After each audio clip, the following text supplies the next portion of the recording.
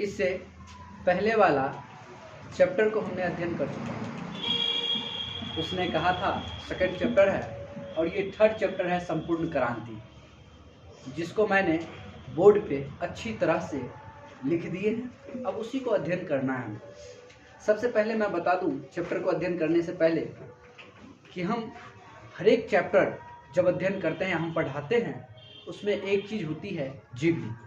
तो उसी प्रकार हम संपूर्ण क्रांति के जीवनी के बारे में वर्णन करेंगे कि यह कहानी है, क्यों लिखा गया, कैसे लिखा गया, सारा का सारा चीज़ का वर्णन होगा। लेकिन आप लोगों को एक बात याद में रखनी है, यह एग्जाम के पॉइंट ऑफ व्यू से बहुत अच्छा चैप्टर है। अध्ययन करना बहुत महत्वपूर्ण है, क्योंकि इससे प्रत्येक बार ऑब्जेक्टिव सब्जेक्टिव क्वेश्चन आता ही रहता है। चलिए, तो आज जो जयप्रकाश नारायण जो लेखक है, उनके द्वारा लिखा गया है संपूर्ण क्रांति। अब देखें, संपूर्ण क्रांति से एक चीज स्पष्ट होती है। वह क्या होती है? सब मतलब मान लो कि सभी के लिए, और क्रांति जो क्रांति लोग अपने हक के लिए लड़ते हैं, उस क्रांति की बात की जा रही है। तो जयप्रकाश नारायण इस पाठ में यह बताना चाहते हैं कि हम अगर कोई भी क्रांति कर रहे हैं, वो सिर्फ हमारे लिए नहीं बना हुआ है। हमारे देश के जितने भी युवाएं, विद्यार्थी, जितने भी नौजवान हैं, सबके लिए बना हुआ है। और यह क्रांति सभी को लड़ना चाहिए। यह पूरा पाठ इसी पर आधारित है। और हमको एक बेहतर इंसान बनने के लिए, एक बेहतर जीवन जीने के लिए हमें किस किस कामों पर अध्ययन करना चाहिए, हमें अपने स्वार्थ की भावना नहीं देखना चाहिए और देश के प्रति लड़ना चाहिए, और कैसे लड़ना चाहिए ये भी जयप्रकाश नारायण बताते हैं। सबसे पहले जयप्रकाश नारायण के जीवनी के बारे में सुन लो। इनका जन्म हुआ था 11 अक्टूबर 1902 ईस्वी को। कितना? 11 अक्टूबर 1902 ईस्वी को इनका जन्म हुआ था। और इनका निधन, जो मृत्यु होती है, वह मृत्यु 8 अक्टूबर 1979 ईस्वी को हुई थी। कंफ्यूजन हो जाता है इसमें, 7-9 में अक्सर को हो जाता है। तो यह 79 ईस्वी में इनका मृत्यु हुआ था, 1989 में, और जन्म हुआ था 1902 में। अब ध्यान, यहाँ पर जन्म और मृत्यु को हम कैसे ख्याल रखें, सुनो। आप इसमें तुलना करो, वो जिया कितना? तो टोटल 77 ईयर्स, 77 साल ही जिए। और निधन तो अक्टूबर में हो गया। अक्टूबर में ही जन्मा, मंथ था अक्टूबर। जब जिसमें ये जन्मे थे उसमें मंथ भी अक्टूबर था, और जिसमें मरे वो भी क्या था? अक्टूबर। बस इसमें अलग अलग था। समझ में आ रहा? तो ये मरे थे, जन्म लिए थे 11 अक्टूबर 1902 ईस्वी को, और मरे थे 8 अक्टूबर 1979 ईस्वी को ये मर गए थे।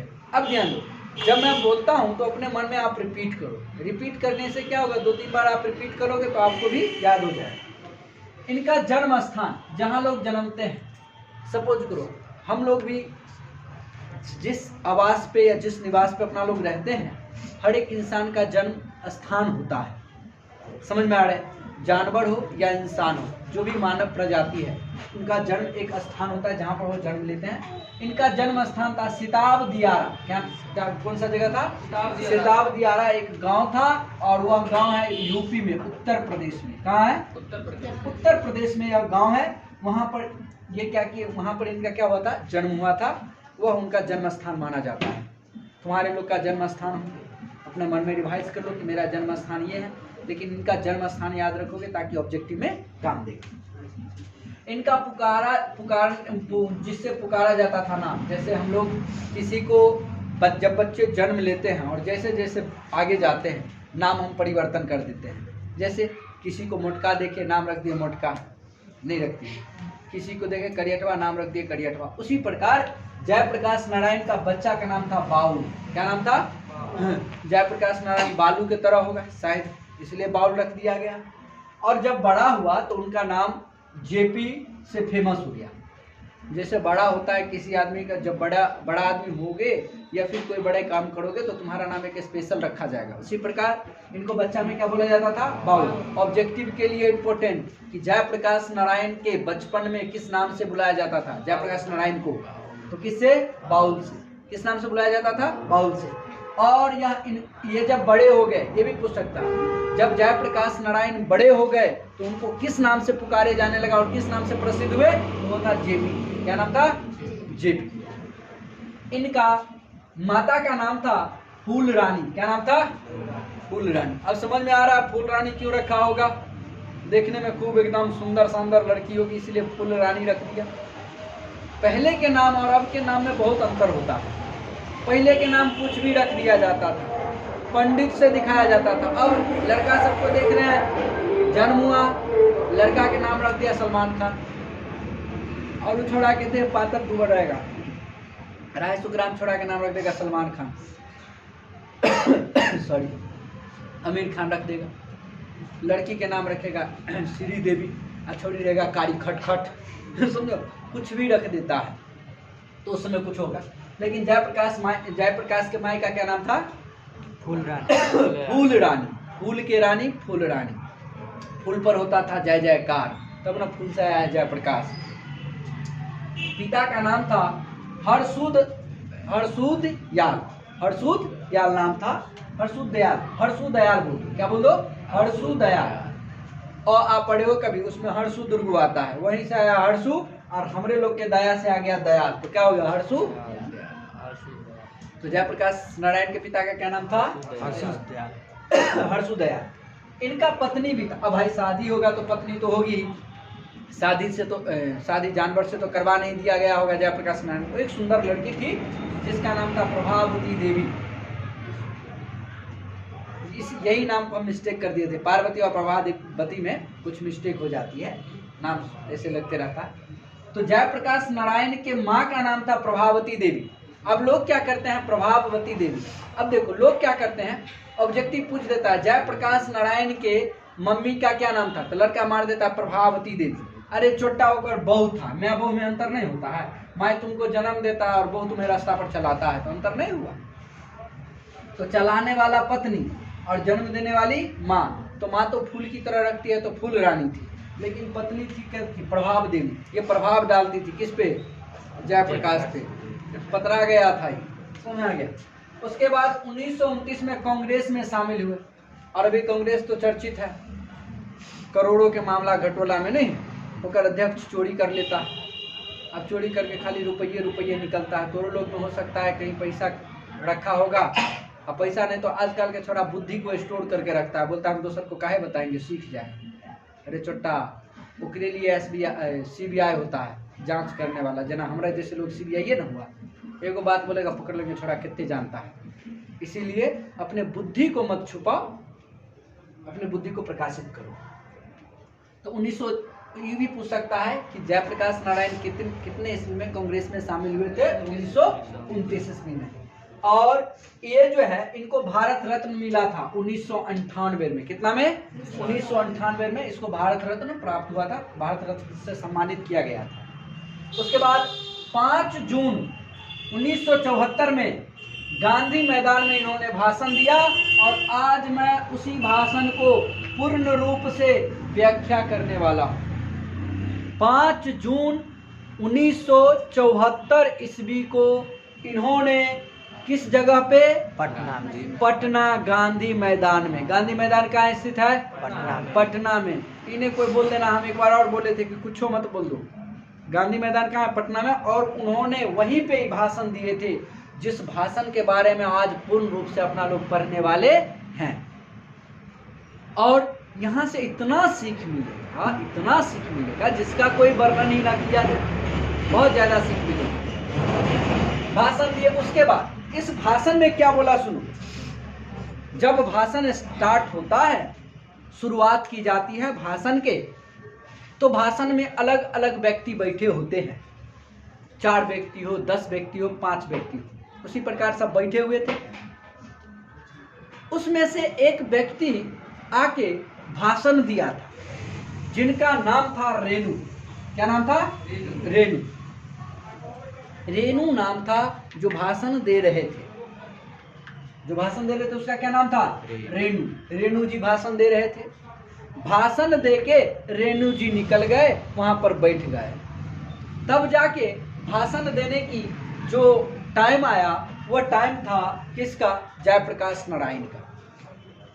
जयप्रकाश नारायण स्पीच देना या स्पीच भाषण को शुरुआत करते हैं इस प्रकार कि मेरे बिहार प्रदेश के रहने वाले नौजवान भाई बहन माता और जो भी हैं उनको संबोधित करते हैं और बोलते हैं कि जिस क्रांतिकारी बातों को आपने अपने कानों से सुना है उसको कहने से पहले रेणु जी ने मुझसे यह बात पूछी थी। पूछी थी या था, कंफ्यूजन है, लेकिन रेणु जी याद रखिएगा। उन्होंने पूछे थे कि क्या मैं यह भाषण दूं? क्या इस पॉइंट पे मैं भाषण दे सकता हूं? जयप्रकाश नारायण स्वीकार किए, बोले क्यों नहीं, जरूर दे सकते हो।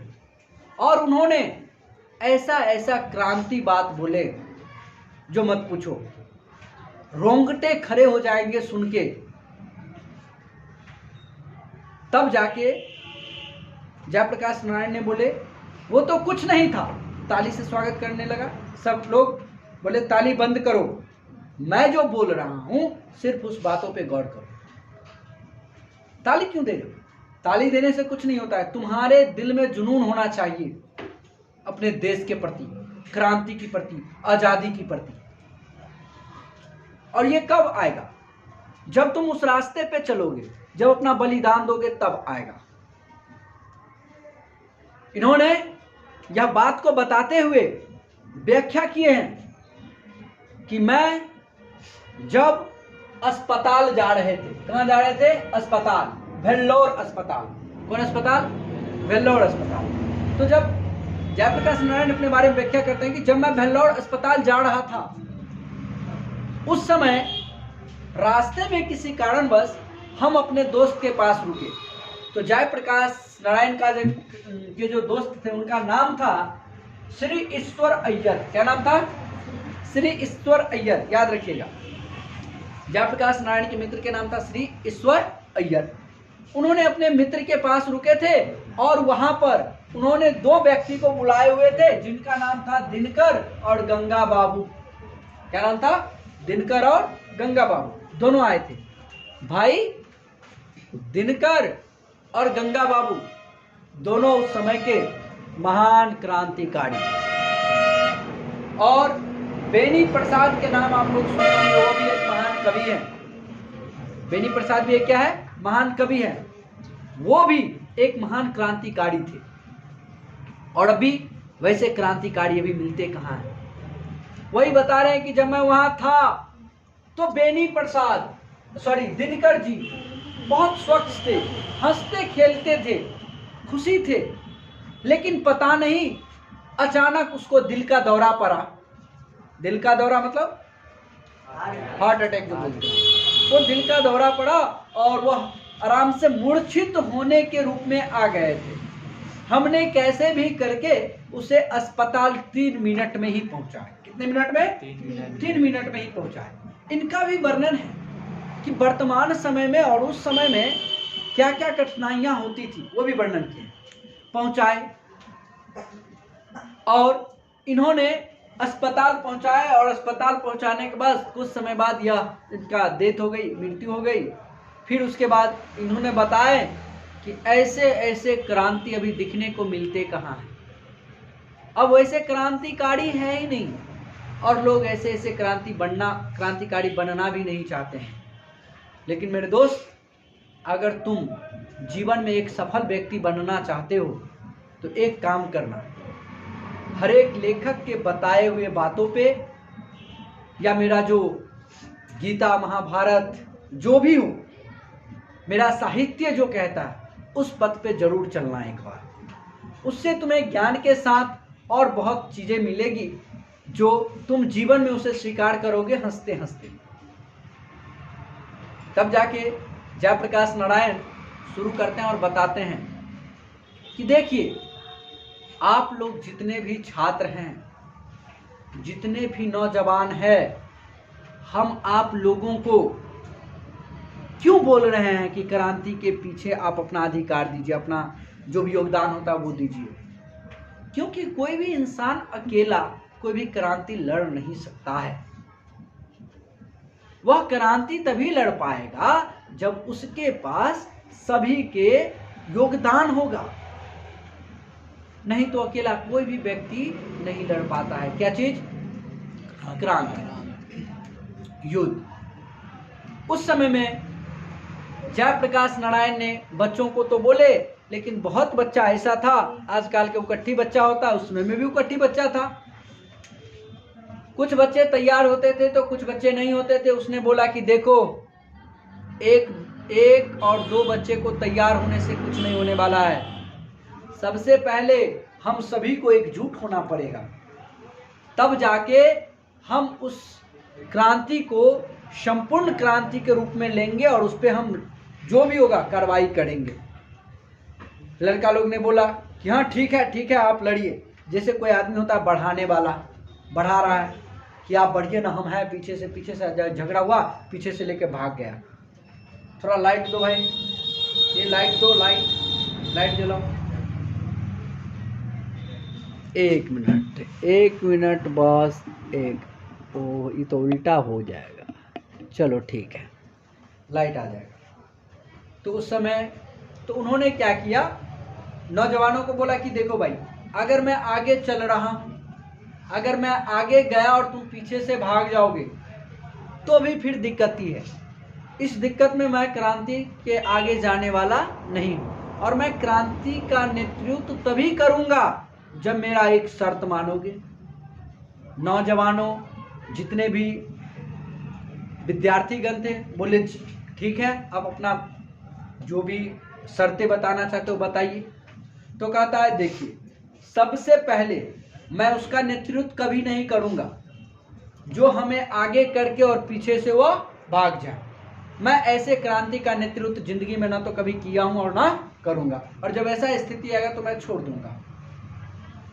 सेकंड बात, हम विधानसभा हो, सांसद हो, जो भी हो, मैं सबकी बात सुनूंगा और सबकी बात सुन के रखूंगा, लेकिन जब करने की बारी आएगी तो मैं खुद करूंगा और उस पे खुद पे हमको चलना है।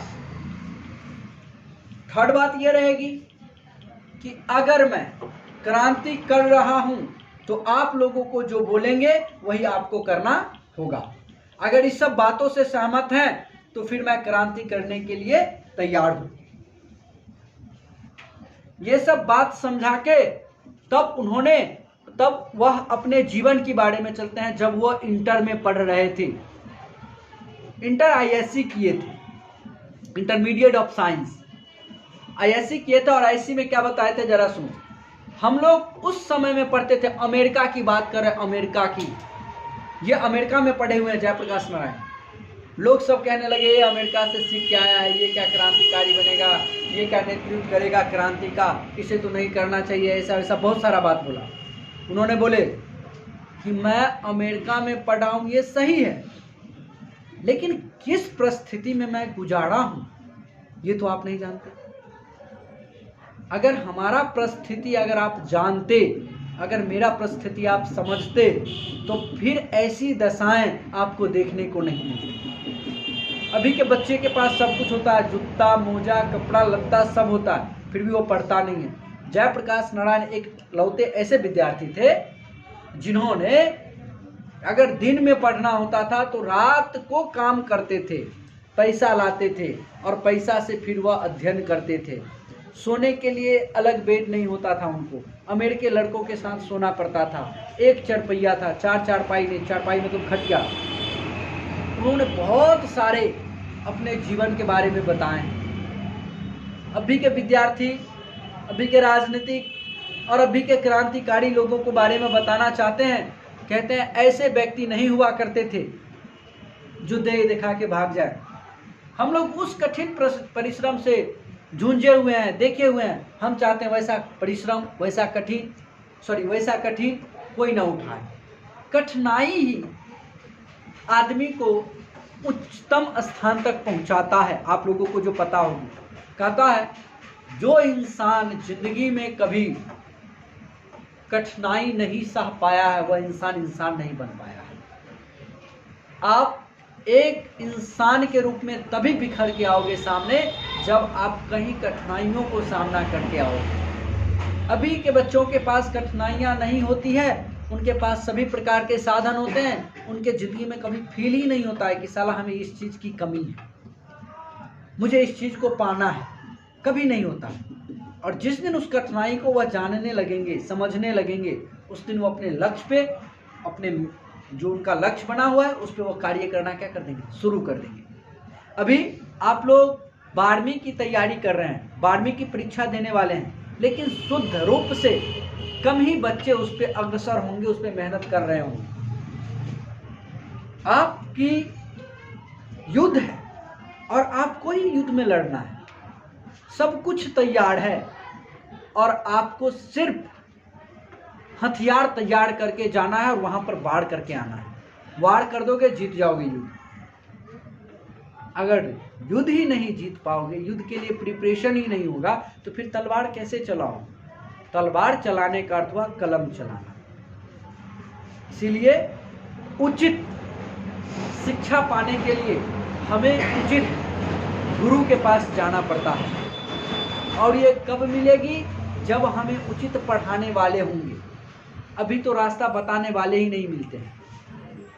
सब कुछ तो बता देते हैं, लेकिन किस रास्ते पे चलना ये बताते ही नहीं। ये सबसे बड़ी कमी होती है विद्यार्थीगण में, नौजवान में। लोगों को इस बातों को समझना चाहिए, इसको देखना चाहिए। चलिए फिर हम अगले वीडियो में आपको पार्ट 2 लेकर आएंगे, जिसमें जितने भी इनका लास्ट पॉइंट होगा उसको मैं व्याख्या करके समाप्त करूंगा। आज के लिए इतना ही, और आप लोग समय समय पर मेहनत करें और आप लोगों को time to time video update मिलता रहेगा और आप लोग देखते रहिएगा। अच्छा लगे तो लाइक कर दीजिएगा, सब्सक्राइब कर दीजिएगा, वीडियो को धकेल दीजिएगा आगे की ओर। धन्यवाद।